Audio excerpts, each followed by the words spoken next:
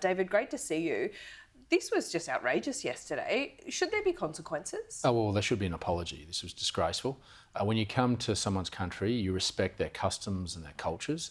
We were disrespected, and I think it's important before the Premier leaves that he extends that apology for the behaviour of his officials towards one of our journalists, regardless of what the history is. When you're in our country, you live and abide by our values and our customs, and I think it would be a sign of respect if he was to extend that today before he leaves. And I think we should also shout out to our officials from Prime Minister and Cabinet that show great courage. This was a very fluid and potentially one that could have escalated, a situation that could have escalated. And I think our officials handled themselves with utmost professionalism, but maintain the values and principles of our country. And I think that shouldn't be overlooked in the way that they try to protect our freedoms, our freedom of speech. And I think good on them, and they should be singled out for great congratulations. It was intimidatory at the very least, and I suspect Chung Lei spoke to us before this joint media conference yesterday, and she was explaining how much of an emotional day it was for her. Can you imagine being in that position and then these tactics being used on her? And I do suspect that they were staff that work in the embassy here in Australia, so they should know our conventions and customs, right? There's really no excuse for that. Well, Chung Lei handled herself with such grace and professionalism in light of what those officials were doing. Now, whether they work in the embassy in Canberra or they're from Beijing, it does not matter. They are guests of our country. And this would not be reciprocated in China. If it was, our Prime Minister would be calling on our staff for retribution in terms of their standing within the diplomatic corps, but we'd be apologising. The Prime Minister would apologise for their behaviour because it's not acceptable if we undertook this in their country, and we don't see this as acceptable in our country. And I think this is a moment where the Premier could actually reset our relationship and respect is restored. And I think that's the word that needs to be understood here, is respect. And I think the Premier could do that today by simply making that call very clear. Yeah, I think so too. Let's get back to our favourite topic, energy, right? Yeah. We've had this debate about 2030 and whether that is breaking the Paris Accord or not. Many business leaders think essentially in practice it would be breaking that accord. But what I want to talk to you about is what you flagged in the Australian newspaper today, that there wouldn't be any large-scale renewable projects if you were to win government. What do you mean by that? We're trying to alleviate the need for the burden of regional Australia. Now, there's a whole lot that have been done in regional Australia at the moment, and that's because they've been low-hanging fruit. They've been near existing transmission lines. And so this all-renewables approach means that we will continue to need significant amounts of large-scale renewable projects that tear up your food security and push up your food prices. So why wouldn't we look at alternatives? And that's why we want to transition nuclear. And if we go to nuclear energy, then we don't need an all-renewables approach. And if we have gas with CCS... To be fair, this government's approach isn't all renewables. Well, at 82% by 2030 and then beyond. And so that's going to cost you, even by 2030, is $1.5 trillion. And that's Net Zero Australia's made that calculation, and $8 to $9 trillion by 2060. So why wouldn't we spread our energy eggs across different baskets and have nuclear as well as gas with CCS and some renewables? But let's look to prioritise renewables in an environment they can't destroy, and work with state governments with what they've got. Are you saying 82% renewables by 2030 is too much? Would you have a new target then? Well, we'll have an energy mix that will be very upfront and honest about our trajectory towards net zero by 2050, and that's not a linear pathway. What you experience at the moment from this government is a linear pathway, and what you experience coming out of your wallet is that linear pathway. So when you've got sovereignty of all your resources, why wouldn't you spread your risk and make sure that you don't put all your energy eggs in one basket, but spread it across a mixture, but also gives you baseload power, because you won't keep manufacturing in this country. You can't keep subsidising. But you've got a 10-year gap as well. So what do you do in that 10 years to produce? That up with gas. You've got to firm gas is going to play a very significant role in firming up everything, as well as ensuring that nuclear can come online.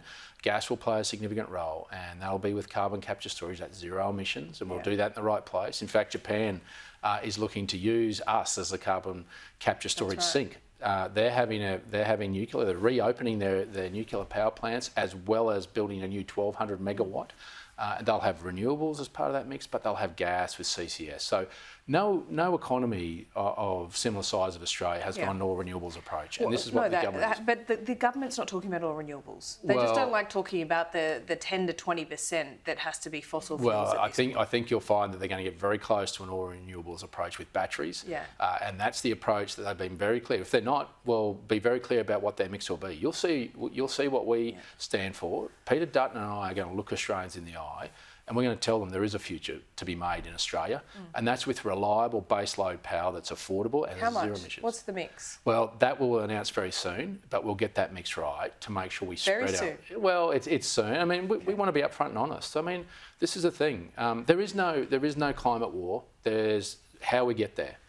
And the 2030 argument is Seems like there's a war, to be honest. Well, it's been raging for 20 years. That's convenient for the Teals and Labor. Yeah, and, we're committed and to business leaders. I mean, you've seen Twiggy Forrest today say, it creates all this uncertainty. No, uncertainty for his wallet. Let's be honest. Twiggy's got a vested interest in this, in an Australian taxpayers. He's putting a fair bit of his own money into well, green do it all. too. If he's so committed by it, do it all. And you'll see that from Mike Cannon books. No form and you'll of see that from energy is Simon unsubsidised by the government, though, to be fair. But there's no dividend coming back to the Australian taxpayer at the moment. So what we want to do is get back to some basics. Well, it's not coming in cheaper energy for sure. Well, no, there's not, and that's why. But also, you can't sustain manufacturing in this country unless you address the fundamentals, which is reliable baseload power. Well, you stopped talking about the cheapness of electricity.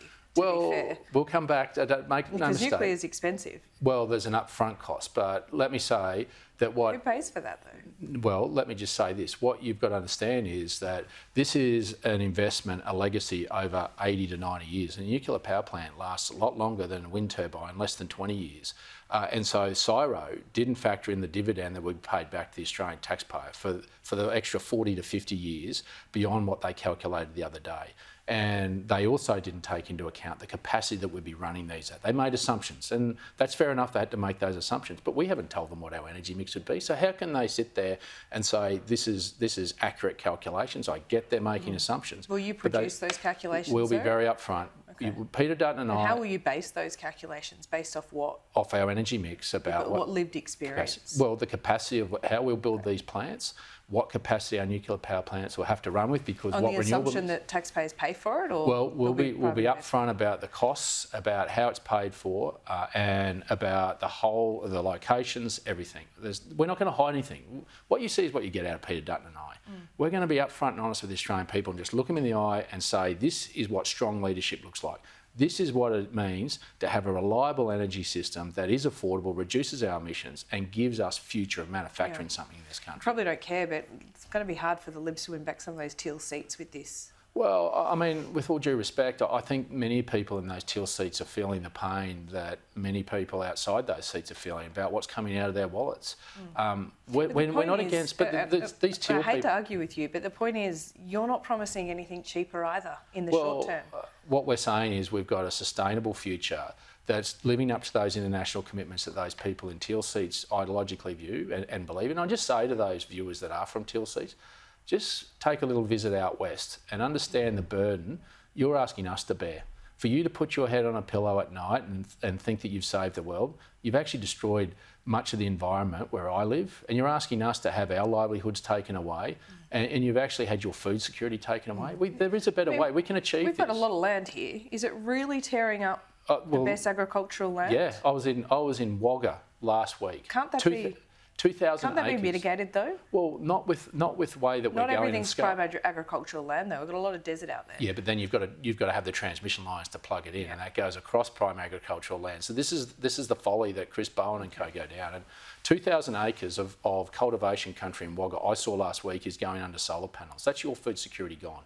Now I just say to people living in capital cities, we're with your ideology. We want to reduce our emissions, but just appreciate the burden that you're asking us to bear in regional Australia. And we just ask you to be fair. We're with you in the ideology, it's just how we get there, and we don't want Australians to have to hurt in that journey. Okay. We should all get to the bush more. Yeah, totally. David, good to see you. Good to have you in the city. See you soon.